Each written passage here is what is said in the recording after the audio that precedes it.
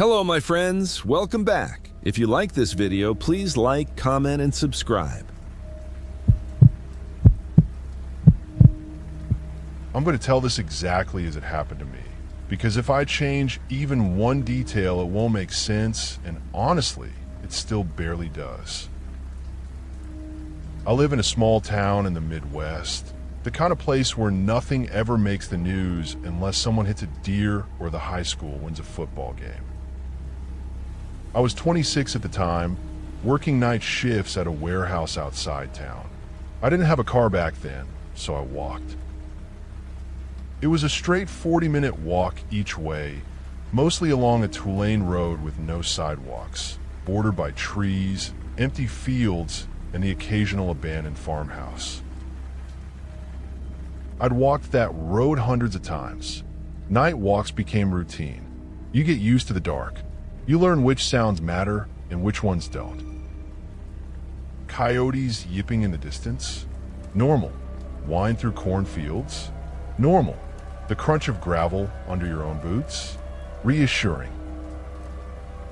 What happened that night didn't feel like any of those things. It was late October, cold but not freezing, the kind of night where your breath fogs the air, but your hands don't go numb yet. I got off work just after midnight. The moon was out, bright enough to throw pale light over the road, and there were thin clouds drifting across it, like something slowly blinking. About 10 minutes into my walk, I noticed the silence. Not quiet, silence. No insects, no distant traffic, no wind. Even my footsteps sounded muted, like the road itself was swallowing the noise. That should have been my first warning, but when you walk at night long enough, you stop reacting to small changes.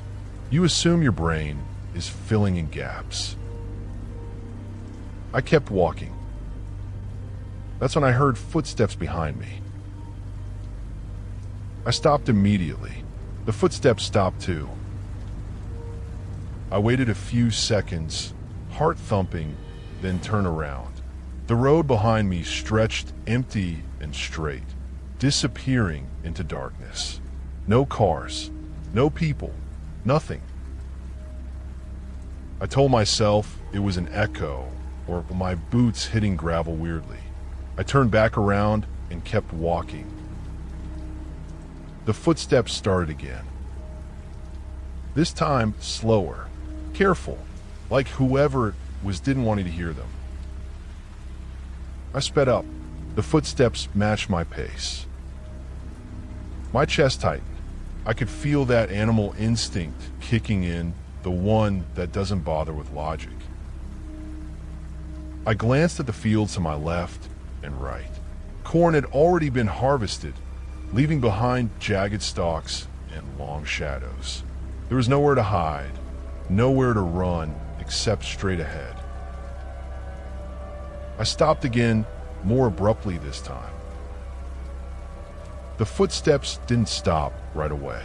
They took 2 more steps after I froze, then paused. That was when I knew something was wrong. No normal person misjudges distance like that. If someone was following me, they would have stopped when I did. Unless they weren't walking like a normal person. I turned slowly. About 30 feet behind me, standing in the middle of the road, was a shape. At first, I thought it was a trick of the moonlight. It looked tall and thin, almost stretched like someone had pulled a human silhouette upward. It wasn't moving. It wasn't swaying. It was just there. "Hey," I called out, my voice cracking more than I wanted it to. "You okay?" No response. I took a step back. The shape didn't move, but I had the overwhelming sense that it was watching me, even though I couldn't make out a face. The darkness where its head should have been felt heavier than the night around it. I did the stupid thing. I laughed nervously and said, "All right, man, you got me." Still nothing. Then, without warning, it took one step forward. It didn't walk. It just appeared closer. Like the space between us folded. Every hair on my body stood up. My heart started hammering so hard I could hear blood rushing in my ears. I turned and ran. I didn't look back. I just ran. My lungs burned almost immediately. That road felt longer than it ever had before, like it was stretching out ahead of me, refusing to let me reach anything familiar. I risked a glance over my shoulder. The shape was still there. Except now it was closer, way closer. And it was walking. Its movements are wrong. Its legs bent too many times like joints where joints shouldn't be. Each step covered too much ground, but its upper body stayed completely still like it was gliding while pretending to walk. I screamed. I didn't even recognize my own voice. That's when I saw the farmhouse. About halfway home, there was an old abandoned place on the side of the road. I'd passed it countless times. Windows boarded up, roof sagging, yard overgrown. I never liked it, but at that moment it looked like salvation. I veered off the road and sprinted toward it, gravel spraying under my boots. I didn't care if it was trespassing. I didn't care if it collapsed on me. I just needed walls between me and whatever was behind me. I reached the front porch and practically threw myself up the steps. The front door was hanging crooked on one hinge. I shoved it open and slammed it shut behind me, bracing my weight against it. The house smelled like rot and damp wood. The air inside felt colder, heavier, like it hadn't moved in years. I stood there, gasping, listening. Nothing. No footsteps, no breathing, no sound at all.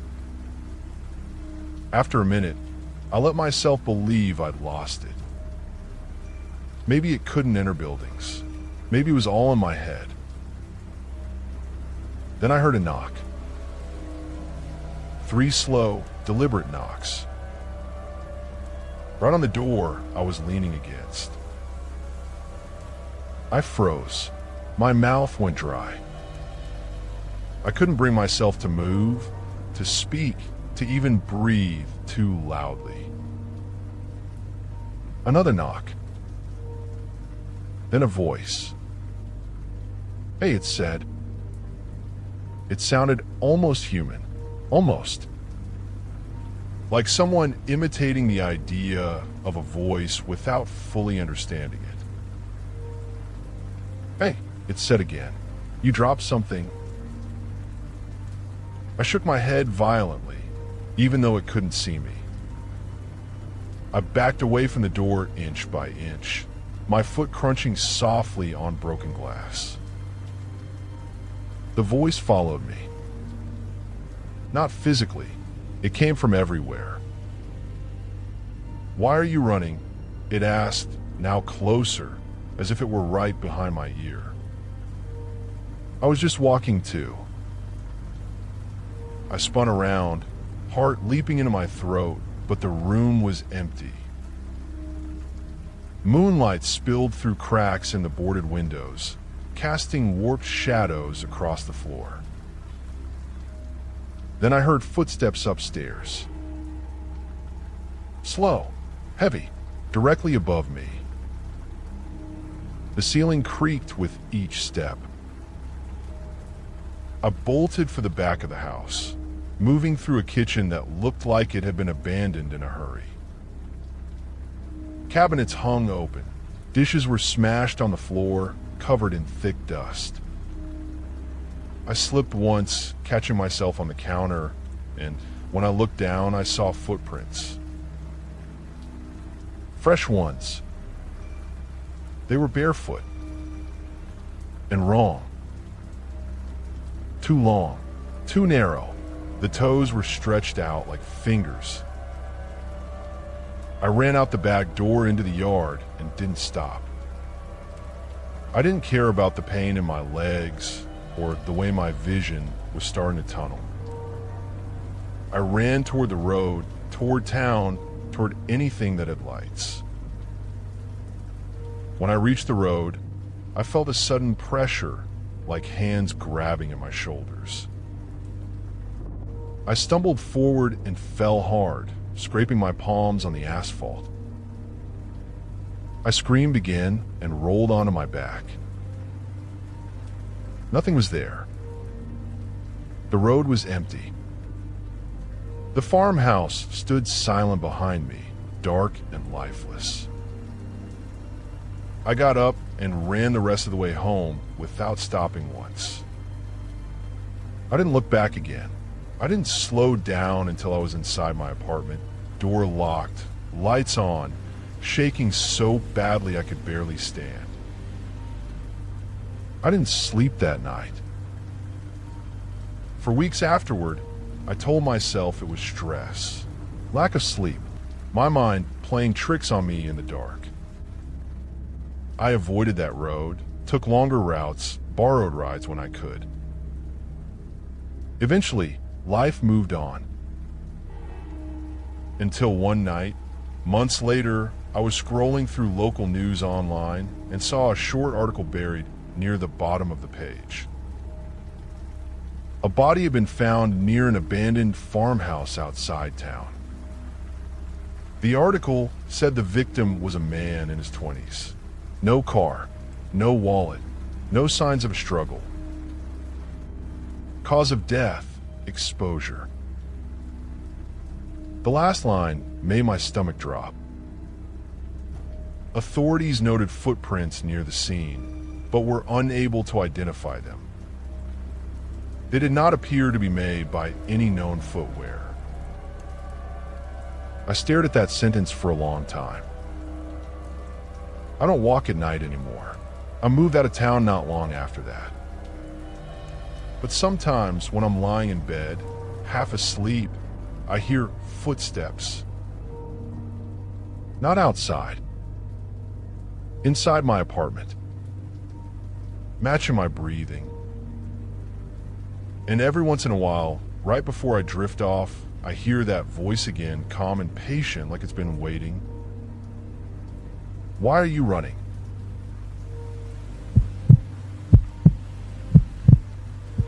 I used to take night walks because they were the only time my head ever felt quiet. I lived alone in a small Pennsylvania town where the streets rolled up around 10. After my divorce, sleep didn't come easy, and the walls of my apartment felt too close. Walking helped. I'd throw on a hoodie, slip my phone in my pocket, and wander the same loop every night, past the closed diner, down Maple Street. I've been doing it for almost a year without a single problem, until the night something went wrong. It was early spring, still cold enough that frost clung to the grass. The moon hung low, bright but sickly, like it was illuminating too much. I remember checking the time before I left. 11:47 p.m., same as always. The first part of the walk felt normal. My boots scuffed along the sidewalk. Somewhere far off, a train horn moaned. Everything felt familiar, safe. That's why it took me longer than it should have to notice the problem. I reached the corner of Maple and 3rd and turned left like I always did. But Maple Street didn't look right. The houses were there, but they were wrong somehow. Too dark, too still. Every porch light was off, every window black. Even the street lights seemed dimmer, like they were struggling to push light through thick air. I stopped walking. The silence pressed in around me, heavy and unnatural. No wind, no insects, not even the distant hum of traffic from the highway. I told myself it was nothing and kept going. My footsteps echoed strangely, louder than they should have been, bouncing back at me from the empty houses. Halfway down the block, I noticed something else. There were no cars. Not parked, not driving, not even tire marks on the street. Maple Street had always been lined with old sedans and pickup trucks. Tonight, the road looked freshly paved, untouched. I turned around to head back the way I came. The intersection behind me was gone. Where Maple met 3rd should have been a stop sign and a row of mailboxes. Instead, the street just continued. Same houses, same darkness, same sickly moonlight. My pulse picked up. I checked my phone. No signal, no time. The screen was on, but the clock was blank, like it didn't know what to display. I shoved the phone back into my pocket and started walking faster. I told myself I'd find a familiar landmark if I just kept moving. After a few minutes, I realized I was passing the same house again and again. It was a narrow, 2-story place with peeling white paint and a broken front step. Each time I passed it, a porch swing creaked gently, even though there was no wind. By the 4th pass, my mouth had gone dry. "Hello," I called out, my voice sounding wrong in the air, flattened and distant. The porch swing stopped moving. I froze. From somewhere inside the house, I heard footsteps, slow, careful, coming toward the door. I backed away, heart pounding, and nearly collided with someone standing behind me. I screamed and stumbled forward. The man didn't move. He stood in the middle of the sidewalk, hands at his sides, staring straight ahead. He looked to be in his late 40s, wearing a jacket too thin for the cold. His face was pale, eyes sunken and glassy. "You shouldn't be here," he said. His voice sounded tired, not threatening, like someone warning me about a closed road. I can't get out," I said. "The street keeps looping." He nodded slowly. "Yeah, it does that."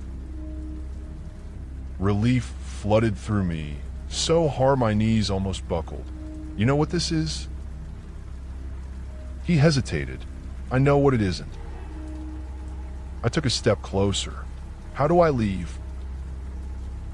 He finally looked at me, really looked at me, and something like pity crossed his face.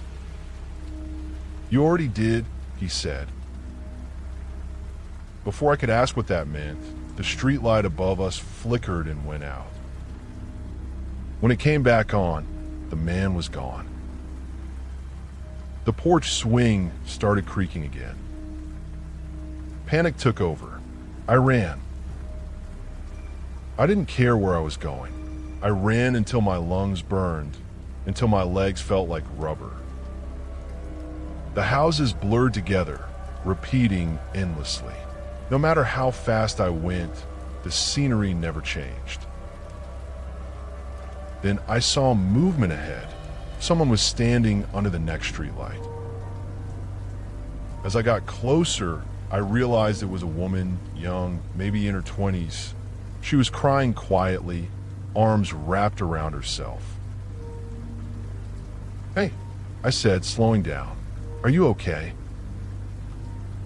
She looked up at me, eyes red and terrified. "I just wanted some air," she whispered. "I just want to walk." The words hit me like a punch to the chest. "How long have you been here?" I asked. She shook her head. "I don't know. My phone died. I keep seeing people, but they disappear." My stomach twisted. We need to stick together." She nodded eagerly. We walked side by side in silence for a while. Eventually, she spoke again. "Do you remember crossing the street?" she asked. "What?" "When it started," she said. "Do you remember stepping off the curb?" I opened my mouth to answer and stopped. The memory surfaced slowly, like something dredged up from deep water. The flash of headlights, the sound of tires screeching, the sudden, impossible weightlessness. I stopped walking. The woman stopped too. "Oh," I whispered. She looked at me, tears welling up again. "You remember now, don't you?" The streetlights flickered, one by one, plunging the road into darkness. In the dim glow of the moon, I saw figures standing in doorways, on sidewalks, in the street. Men, women, teenagers, all watching us, all wearing the same lost, hollow expressions. "I didn't make it," I said. The woman shook her head. Neither did any of us. The truth settled over me, cold and absolute. This wasn't a place you escaped from. It was a place you wandered until you understood. "What happens now?" I asked. She gave a small, sad smile. "Now we stop walking." The streetlights went out completely. When the sun rose the next morning, a driver on Maple Street found a memorial of wilted flowers and cracked candles at the corner of Maple and 3rd. Another name had been added to the wooden cross nailed to the stop sign. I pass that corner sometimes now, not walking, just watching, making sure no one else steps off the curb without looking.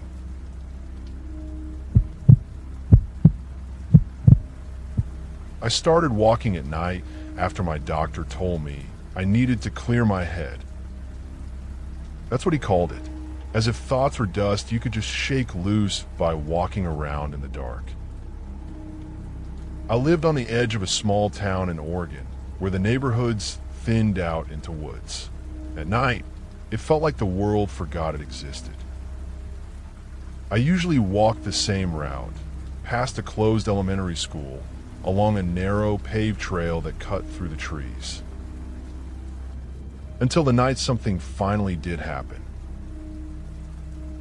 It was just after 1 a.m. when I left my apartment. The air smelled damp. Walking felt necessary, not optional. The first 10 minutes were uneventful, but when I reached the entrance to the trail, I hesitated. Something about the darkness between the trees looked thicker than usual, like it had weight. I told myself I was being stupid and stepped onto the path. The trail was narrow, lit only by the moon. Gravel crunched under my shoes. I walked for several minutes before I noticed I hadn't reached the sharp curve yet. The log I always step over never came. I slowed down, then stopped. I turned around. The entrance to the trail was gone. Behind me was the same narrow path, stretching into darkness.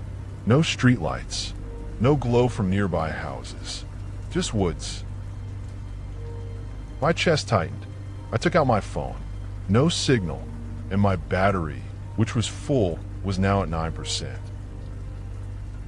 I started walking again, faster, counting my steps. After a few hundred steps, I saw a figure standing in the middle of the path, facing away from me. "Hey," I called out. "Trail's closed, you know." The figure didn't respond.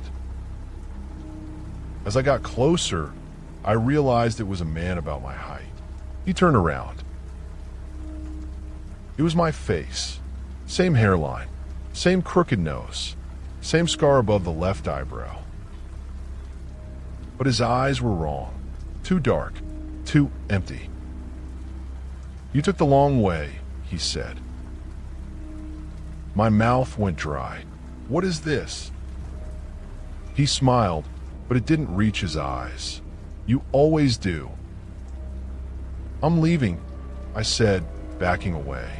No, he replied calmly. You're arriving. He stepped forward and I ran. Branches whipped at my arms as I tore down the path. I could hear footsteps behind me, perfectly matching mine. When I stumbled, they stumbled. When I slowed, they slowed. Finally, exhausted, I veered off the trail into the woods, crashing through undergrowth until I fell onto wet leaves. I scrambled to my feet and turned around. The trail was gone. No path, just trees, and standing a few feet away was the other me. You're making this harder than it needs to be, he said. Stay back, I whispered. He tilted his head. Do you remember why you started walking at night? To clean my head, I shook my head. That's what you told yourself, he nodded. A memory surfaced, sudden and sharp. A different night. Rain, an argument on the phone, me stepping outside without thinking, walking into the road without looking. The sound of a horn, the impact. My knees buckled. I didn't die. He crouched in front of me, close enough that I could smell damp earth on his clothes. No, he said, you didn't. He gestured around us. This is the part where you decide what to do with that. It means, he said softly, that every night you walk, you come a little closer back here, to the place you almost went. The woods began to shift. Trees leaned inward. Shadows stretched unnaturally long. If you stay, you'll forget the difference. Eventually, you'll be me. And if I leave? I asked. He smiled with something like sadness. Then you stop walking at night. The ground beneath me felt suddenly solid. My phone buzzed. 1:43 a.m. battery at 82%. I was standing at the entrance to the trail. The schoolyard lights glowed. The trail looked normal, empty. I didn't go in. I walked straight home and locked my door. I haven't taken a night walk since. But sometimes when I lie awake, I swear I can hear footsteps outside my window. Slow, familiar. Like someone taking the long way back.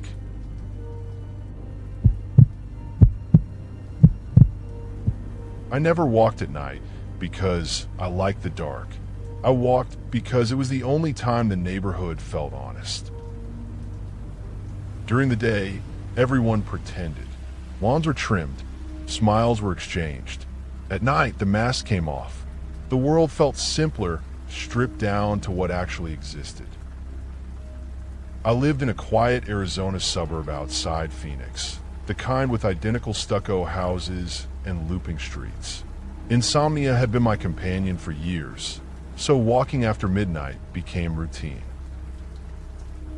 I'd done it hundreds of times, until the night the neighborhood stopped letting me leave. It was a warm night. The sky was clear, stars faint from city glow. I remember locking my front door and thinking the air felt thicker than usual. Not humid, just heavy, like the night was holding its breath. I started my loop like always, past the Johnson's place with the broken porch light. Everything was normal, too normal. By the time I reached the second cul-de-sac, I realized I hadn't heard anything in a while. No dogs barking, not even the buzz of streetlights. I stopped walking. The silence didn't change. I continued on, telling myself I was just tired.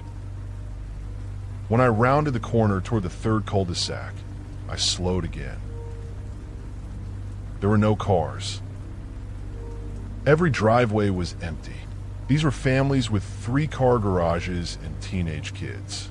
There were always cars on the street and driveways, half blocking sidewalks. Now the neighborhood looked staged, like a movie set after filming wrapped. I pull my phone out. No service. The time read 12:12 a.m., blinking as if unsure. I shoved it back into my pocket and kept walking, my pulse ticking up. I reached the end of the cul-de-sac and turned around to head back. The street behind me was longer than it should have been. Not wider, not darker, longer. The houses stretched away in a straight line instead of curving. Porch lights glowed faintly, but they didn't illuminate anything beyond their immediate circles. The far end of the street disappeared into shadow. I stood there, heart thudding, trying to rationalize it. Then I saw movement. A man stepped out from between 2 houses halfway down the street. He was wearing shorts and a t-shirt, like he just stepped out to grab the mail. He raised a hand in a casual wave. "Hey," he called. "You out walking too?" Relief washed through me. "Yeah," I said, probably too loudly. "Do you know what's going on with the street?" He frowned. "What do you mean?" "The cars," I said. "They're gone." He glanced around, confused. "What cars?" A cold feeling settled in my stomach. "Yours," I said. "Everyone's." He looked genuinely baffled. "I don't have a car." "That's not what I meant," I said. "You live here, right?" "Yeah," he said slowly. "I always have." Something in his tone made my skin crawl. Not threatening, certain. "Do you know what time it is?" I asked. He smiled faintly. "Time for a walk."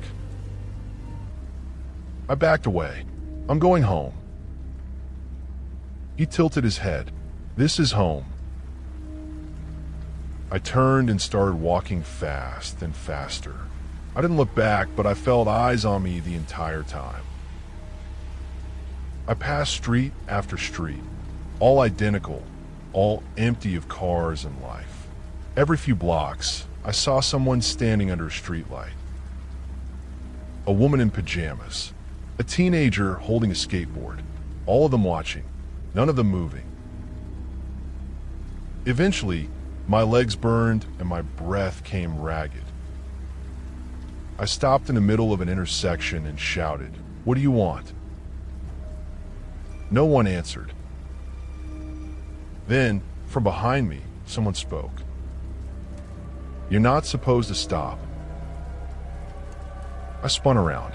The man from before was standing inches away from me now. His eyes looked wrong up close, like they reflected too much light. "What?" I asked. "Because stopping makes you noticeable," he said. "To who?" He glanced past me, down the empty street. "To you." The words didn't make sense, but they landed with weight. "I want to go home," I said. "You are home," he repeated, more firmly now. "You just keep forgetting." A memory surfaced uninvited. A night months earlier. Another walk.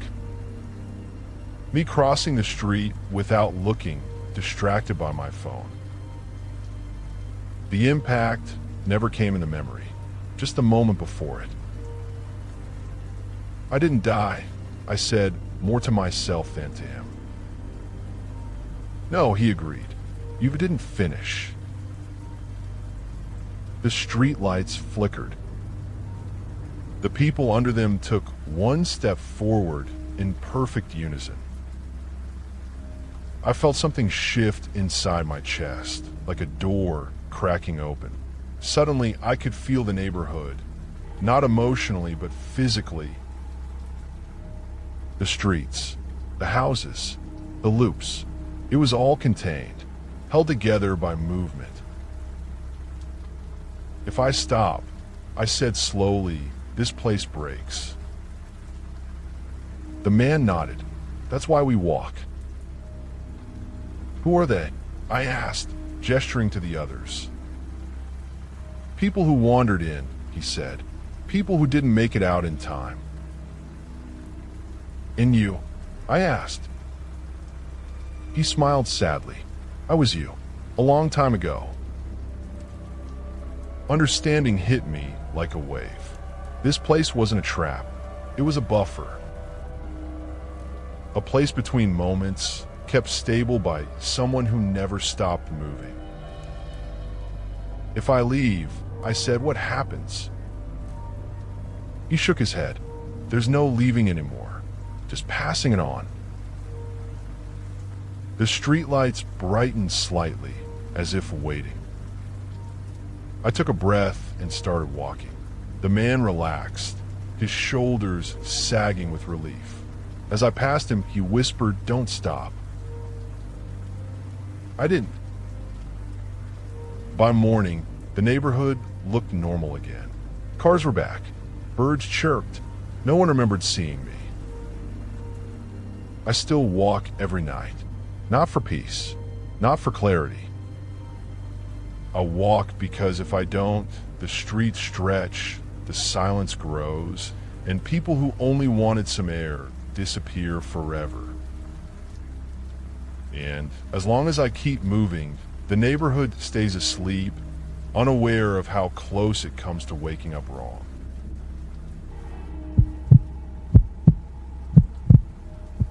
I only went out that night because I'd forgotten my keys.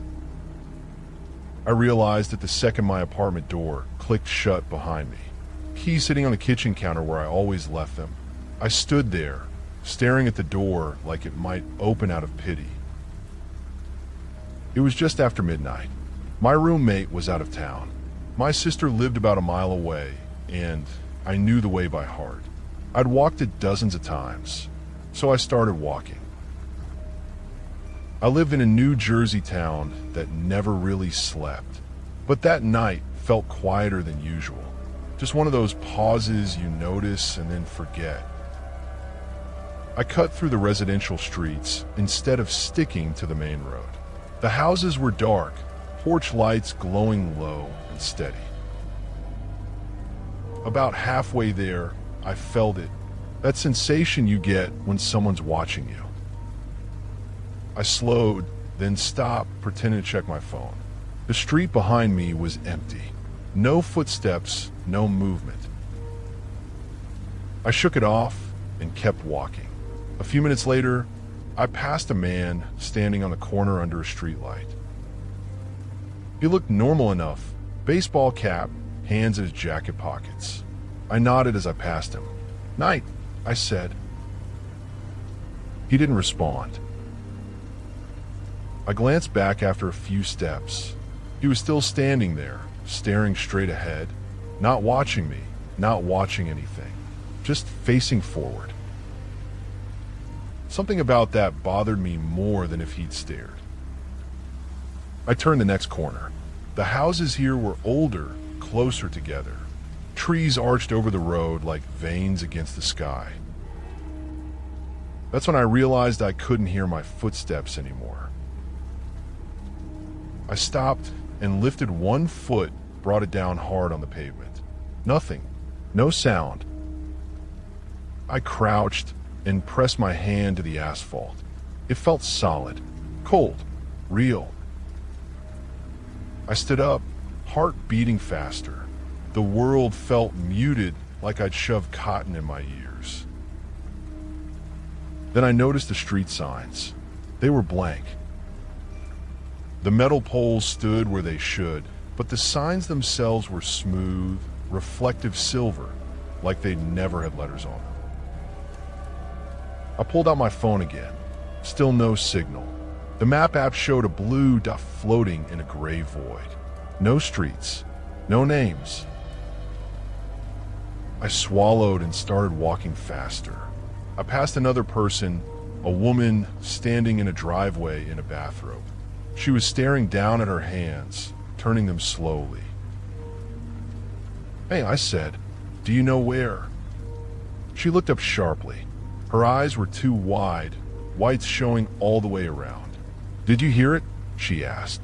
"It keeps calling my name." "I don't hear anything," I said. She exhaled shakily, then frowned. "That's worse." Before I could ask what she meant, she turned and walked into her house, closing the door softly. The houses started to look unfamiliar. Not different, just wrong. Windows placed too high, doors slightly too narrow, shadows falling at angles that didn't match the streetlights. That's when I heard my name. It was faint, carried on the air like someone calling from far away. "Hello," I called. My name came again, clearer this time, from somewhere behind me. I turned slowly. The man from the streetlight was standing in the middle of the road, closer than he should have been. "You dropped your keys," he said. I stared at his hands. They were empty. "I don't have my keys," I said. He smiled, and the skin around his mouth pulled too tight. That's what I said. My heart started racing. "What do you want?" He shrugged. "I want you to finish your walk." "I'm trying to," I said. "I just need to get to my sister's place." His smile faded. "That's not where this goes." He didn't move, but the distance between us closed anyway, like the street itself had shortened. "You're not supposed to notice," he said quietly, "that it's thin. This late, it's always thin." The air around us felt heavy, pressing in on my ears. My name echoed faintly again, this time from multiple directions. I backed away until I felt a curb behind my heel. "I'm leaving," I said. He nodded. "Everyone says that." I turned and ran. The street stretched ahead of me, houses blurring past. My lungs burned, my legs screamed, but the soundless pavement swallowed everything. The calling grew louder, overlapping voices using my name. I tripped and fell hard. The moment I hit the ground, sound slammed back into the world. The crack of my palms on asphalt, my own shout of pain, a car horn blaring somewhere close. I scrambled up, dizzy. I was lying in the middle of the main road.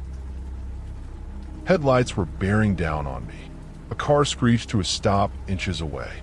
Hands grabbed my arms and pulled me to the sidewalk. "You okay?" a man yelled. "What the hell were you doing out there?" I stared around, shaking. Traffic, store signs, street names glowing bright. My phone buzzed with notifications. In my right palm was a set of keys. My keys. I stumbled the rest of the way to my sister's place. Weeks later, I went back to that corner. Everything looked normal, except for a new sign on the pole. Slow pedestrian crossing. Someone had spray painted something underneath it. Stay awake. I still have my keys, but sometimes when I set them down at night, I don't remember taking them out of my pocket.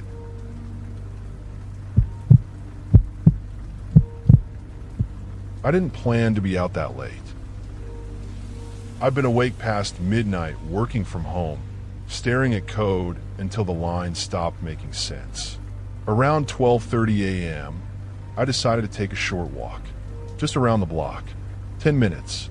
Enough to reset. I live in a small Colorado town where the streets go quiet after dark. I'd walked at night plenty of times before, but that night felt different the moment I stepped outside. The air was colder than promised. The street light across from my building flickered, then steadied. At first, everything was normal. Then I realized I'd been walking longer than 10 minutes. I checked my phone. No service. The time read 12:31 a.m. That didn't make sense. I've been walking at least 15 minutes. I kept going until I reached a small park with a playground. The park lights were on. They were never on that late. The light felt too white, too clean. I stepped onto the path. The moment my foot hit the gravel, the sound of the town vanished. No highway, no wind, just my breathing. Halfway around the loop, I noticed something wrong with the playground. The swings were moving. Slowly, gently, back and forth. There was no wind. I stopped walking. The swings kept moving. I told myself it was residual motion and kept going. Then I heard footsteps behind me. Soft footsteps, like rubber soles on concrete. I stopped. The footsteps stopped. I turned around. The path behind me was empty. The playground lights hummed faintly. The swings were still moving. I continued on, faster now. The curve of the path should have brought me back to the street, but there was no sidewalk, no road. Just more path. It stretched ahead of me, looping through trees I didn't recognize. The park felt larger, deeper, like it had unfolded while I wasn't looking.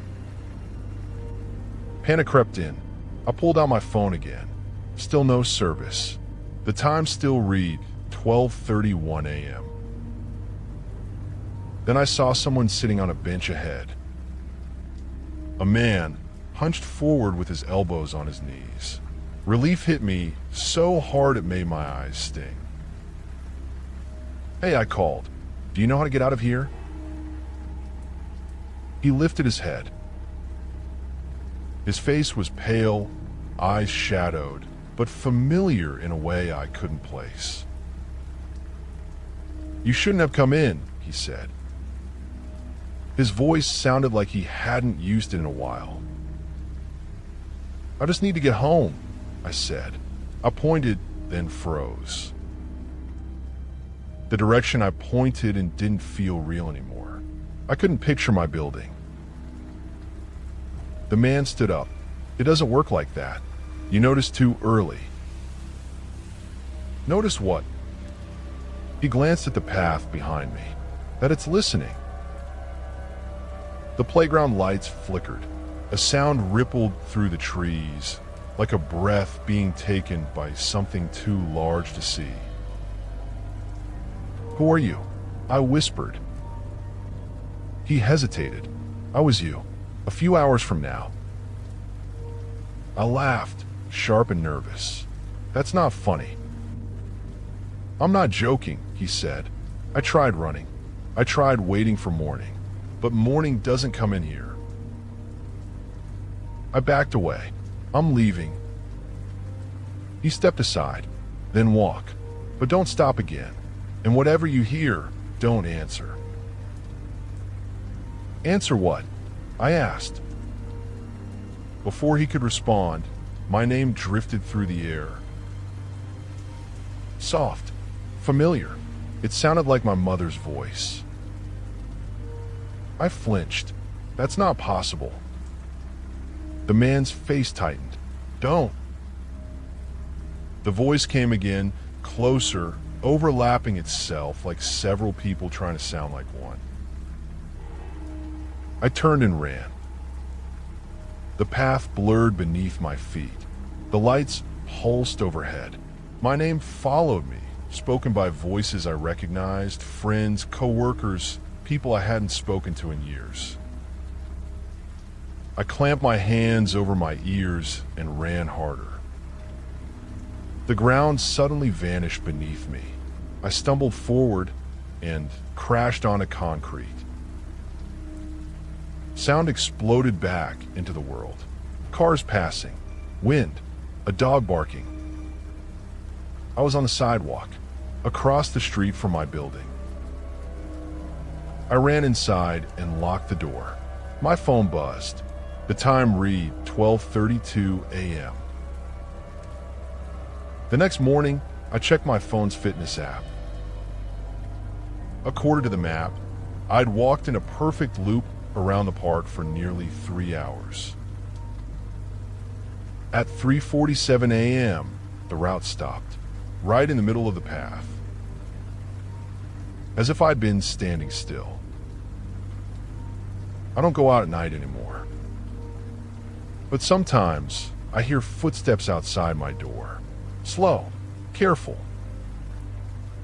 waiting for me to take another walk, waiting for me to stop.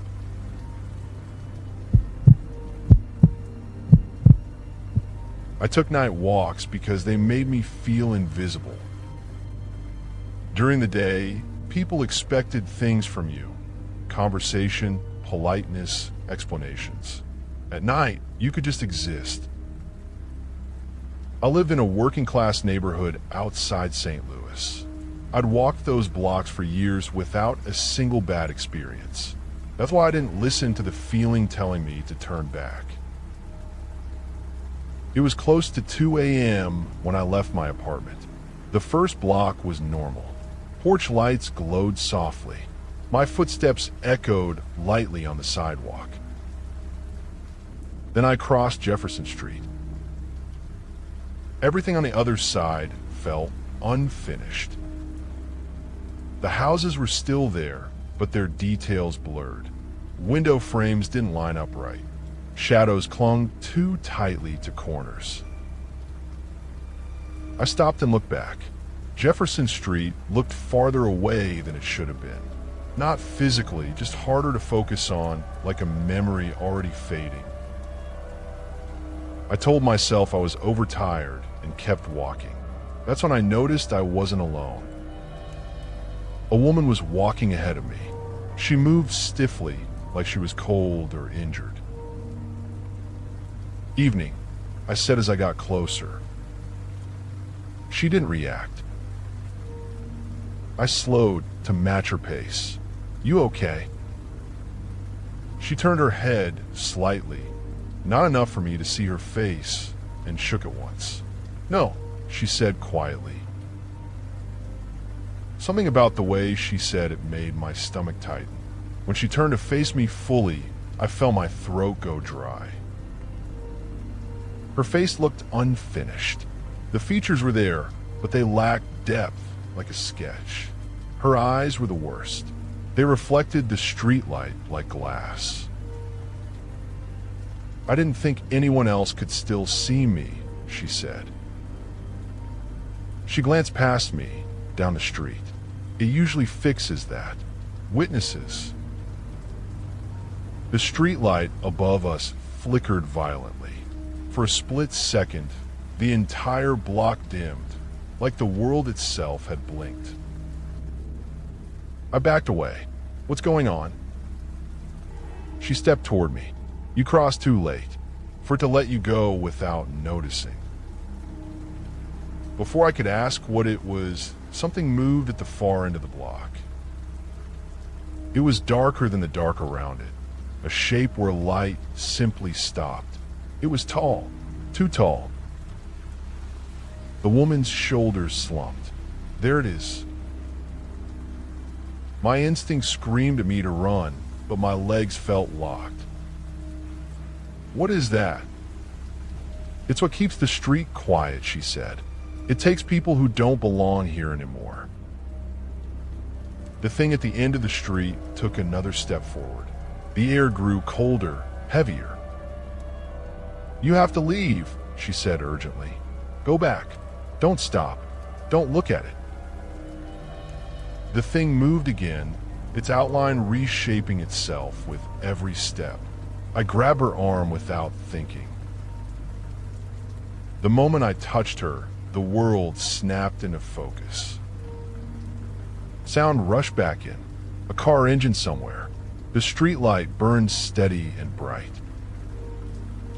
The dark shape shrieked, a scream pressing directly into my skull and dissolved like smoke. The woman gasped, suddenly solid, suddenly real. "I can feel my hands," she whispered. "You anchored me," she said. "It can't take people who are being remembered. You saw me. You treated me like I existed." We walked back toward Jefferson Street together. The houses looked normal again. She told me her name was Laura. I walked her to the police station. When the officer ran her name, his expression changed.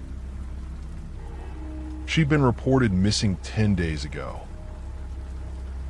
I never told anyone what I saw, but I don't walk past Jefferson Street after dark anymore. Because sometimes when I drive by, I see the streetlight flicker. And for a brief moment, I can see the shadows pulling together again, waiting to see if anyone crosses alone.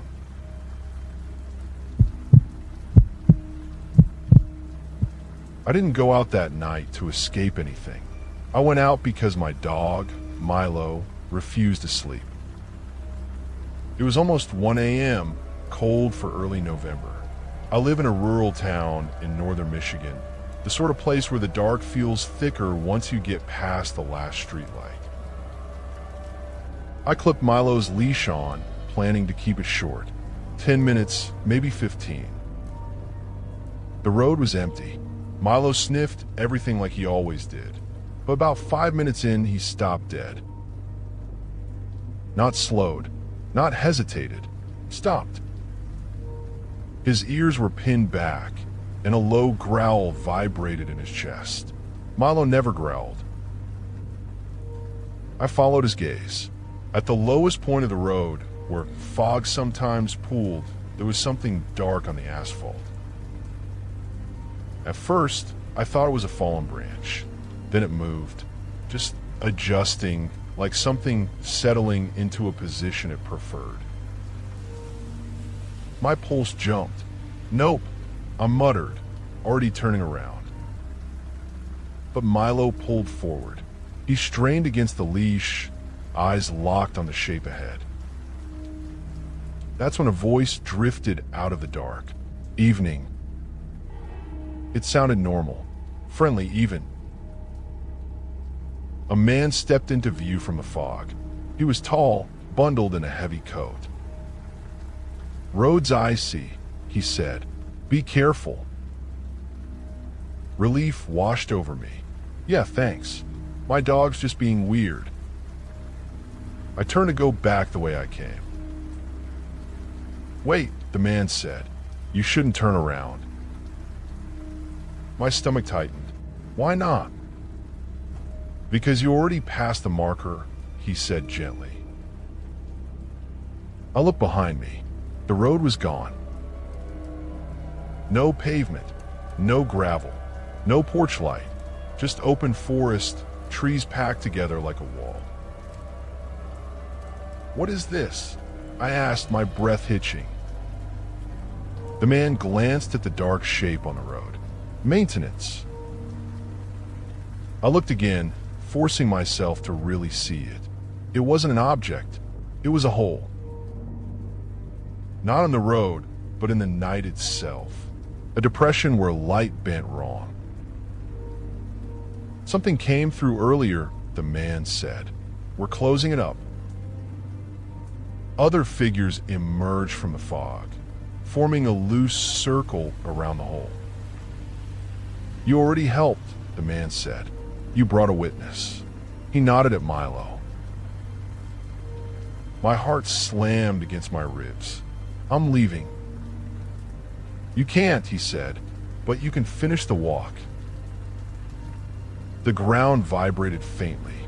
From the hole came a sound, not a noise, but a feeling. Pressure, Hunger.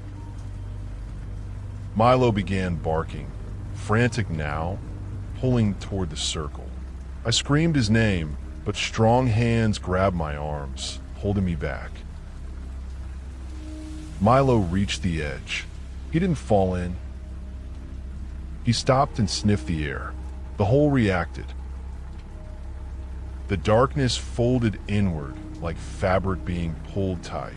The vibration intensified, then cut off abruptly. The hole collapsed with a sharp pop, like a vacuum seal breaking. Silence. The fog began to thin. The road behind me faded back into place.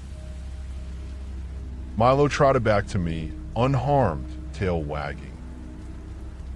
What the hell was that? I demanded.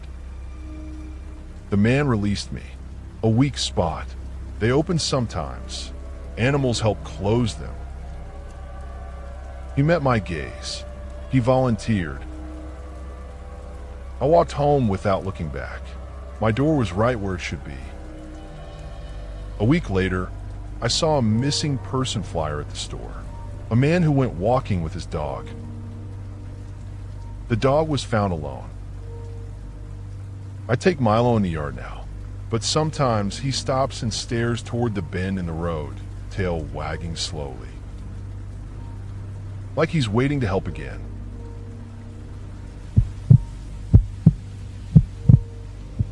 I went out walking that night because my power was out. The storm had rolled through just before midnight. My apartment felt suffocating without the hum of the fridge, so I decided to take a walk until the lights came back on. I live in a small town in West Virginia, tucked between hills and forest. That night, the air felt wrong, flat like sound had been turned down. The streetlights were out, but the moon was bright enough to see the road. I followed my usual route. What didn't make sense was how empty everything felt. Not just quiet, emptied, like the town had been hollowed out. I walked past the diner on Main Street. The windows were dark, but the chairs inside were neatly stacked. I kept going. About 10 minutes in, I noticed I hadn't seen a single candle or phone screen in any window. No generators. No dogs barking. I stopped in the middle of the street and listened. Nothing. Even the frogs were gone. That's when I realized the road felt different under my feet. My steps didn't echo. They didn't make much sound at all, like the pavement was absorbing it. I shone my flashlight down. The road looked normal, but the beam didn't travel far. It was swallowed by darkness. I reached the four-way intersection at the center of town and slowed. The stop signs were missing. Not knocked over, gone. The poles were still there, bare and rusted, like the signs had never existed. My heart started to pound. I turned onto Oak Street, planning to head back toward my apartment. After a block, I noticed something else missing. Street names. Every sign was gone. I picked up my pace. That's when I heard footsteps behind me. I stopped. They stopped. I turned slowly, flashlight raised. A man stood about 20 feet back. He looked ordinary. Jeans, work jacket, baseball cap pulled low. "Hey," he said, "you shouldn't be out this late." "Power's out," I said. "I was just walking until—" "I know," he interrupted gently. "That's why I came." I frowned. "The signs are gone." He smiled slightly. "They do that. Disappear when they're not needed anymore." I took a step back. "I'm heading home." He nodded. "You should." I turned to walk away. "Don't run," he added. "Because if you run, they'll notice you faster." My stomach dropped. "Who will?" I whispered. He didn't answer. I walked slowly, back the way I'd come. After a few steps, I glanced back. The man was gone. The street behind me stretched farther than it should have, the houses growing smaller like perspective was breaking down.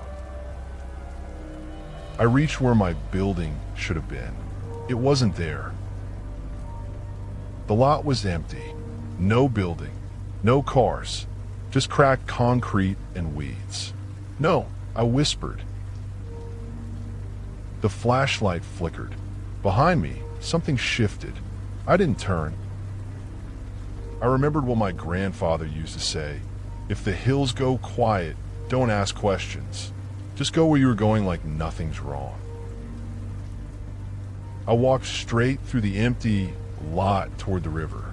Shapes moved at the edge of my vision, too tall, too thin, but I didn't look.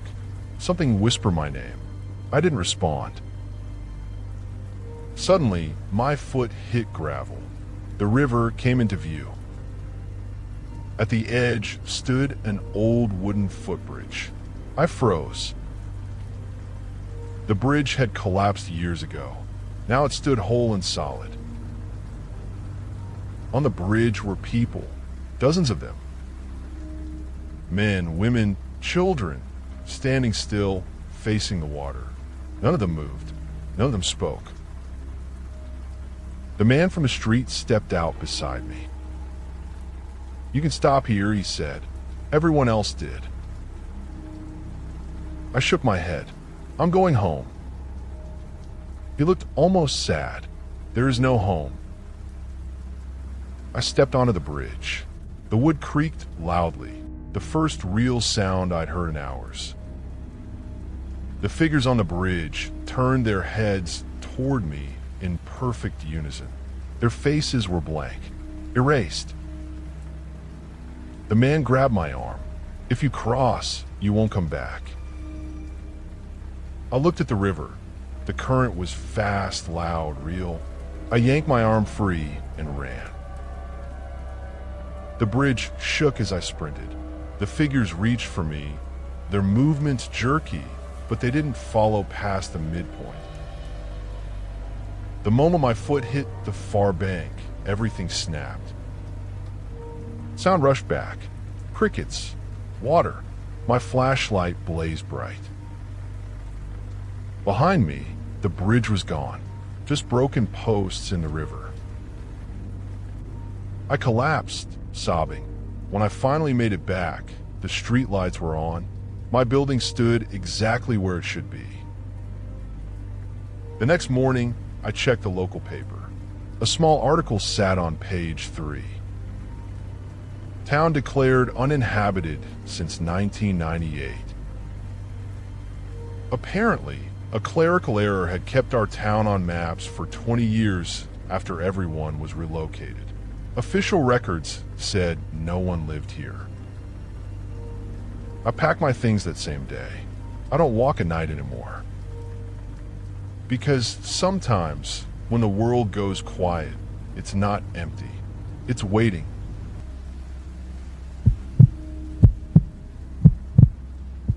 I started taking night walks after my divorce. It wasn't dramatic, just two people quietly deciding they were done. The nights afterward felt too long and too silent, so I'd walk until my head cleared. This happened in late October in a quiet suburb outside Columbus, Ohio. The kind of place where nothing ever makes the news. I left my house a little after 1 a.m. The sky was low and clouded, no moonlight at all. Everything looked normal, at first. I walked my usual route toward the old drainage trail. About 10 minutes in, I noticed I hadn't passed a single moving car. The silence felt thick, pressing against my ears. I reached the intersection by the school and froze. The crosswalk signal was on, a bright white walking figure. It stayed that way. No countdown, no blinking, just the same static symbol. I stepped into the street anyway. Halfway across, the street light above me flickered, then went out. Not a pop, just gone. Then the next light went dark, and the next. Like something turning them off one by one, following me. I jogged to the sidewalk, heart hammering. I told myself it was a power fluctuation, nothing more. But my phone buzzed in my pocket. No service. That made no sense. I was less than a mile from my house. I turned back. The street behind me was longer than it should have been. The school sat far in the distance, its walls stretched and warped. I blinked hard and looked again. Normal. I laughed under my breath and kept walking toward the drainage trail. The entrance was a narrow break in the trees. The moment I stepped onto the dirt path, the air changed. It felt colder, heavier. Then I heard footsteps, not behind me, beside me, perfectly matching my pace. I stopped.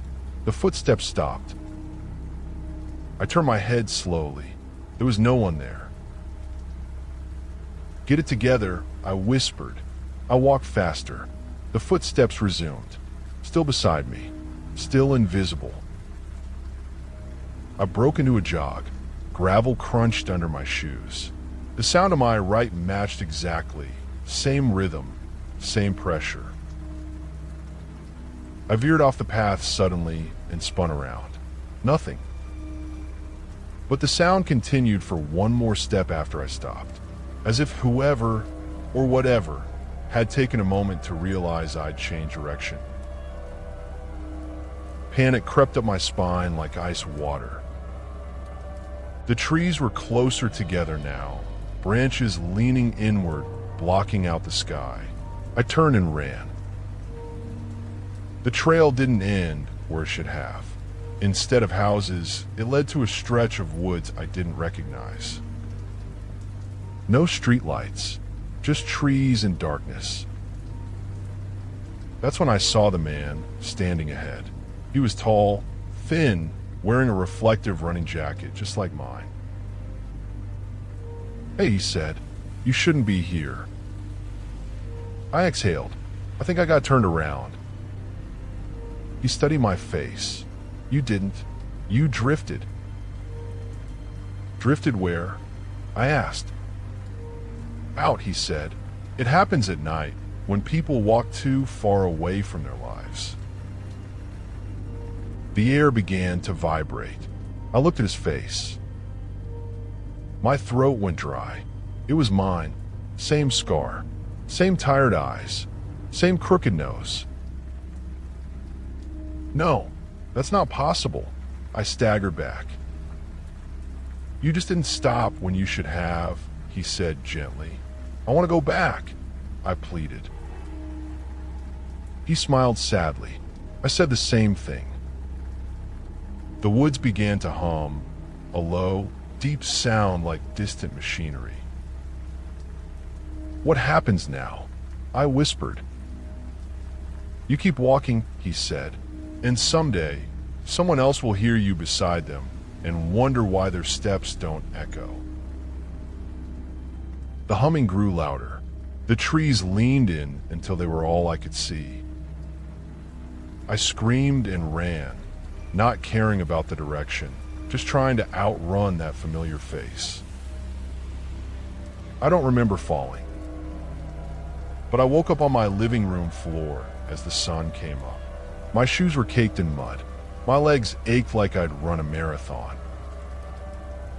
My phone had service. The power was on. Everything was normal. I told myself it was stress, a vivid hallucination brought on by the divorce. I almost believed it. Until I went out for a walk the next night. I made it halfway down the block when I heard it. Footsteps beside me, matching my pace perfectly. I didn't stop this time. I looked straight ahead. And there, just at the edge of the shadows where the streetlight couldn't reach, I heard a whisper. It was my voice, but it sounded older, tired. It said, "You shouldn't be here." I walked back home and locked the door. I haven't gone out after midnight since. Because I know now that some paths don't lead back home. They just lead to more of yourself. Thank you for staying until the end.